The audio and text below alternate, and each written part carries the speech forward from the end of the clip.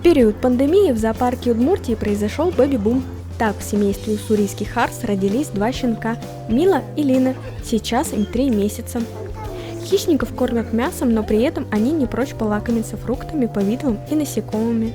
Для зоопарка это уникальное событие, так как вне воли харзы размножаются очень редко, но нашему зоопарку удалось это. Как все дети, в принципе, они очень у нас любят играть, постоянно пристают к маме. Это маленькая обезьянка Фрося, ровесница Милы и Лины. Малышка родилась у нас 14 мая.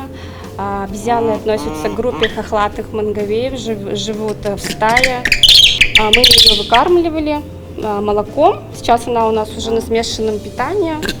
Питается молоком и фрукты, овощи. Обезьяны носят малышей на спине до 3 месяцев, но у мамы Фроси не было молока, поэтому ее заменил зоотехник. Скоро малышку вернут в стаю. На сегодняшний день коллекция зоопарка Удмуртии насчитывает почти 750 особей. Это где-то 240 видов, чуть больше. Каждый год у нас появляются и новые животные. Мы очень хотим, чтобы у нас были такие животные, как жирафы и бегемоты, но для таких животных крупных нужны достаточно серьезные вольеры. Зоопарк Удмуртии стал одной из точек квеста Даур. Каждый желающий может приехать сюда, сделать фотографию, выложить ее в социальные сети, тем самым принять участие в игре.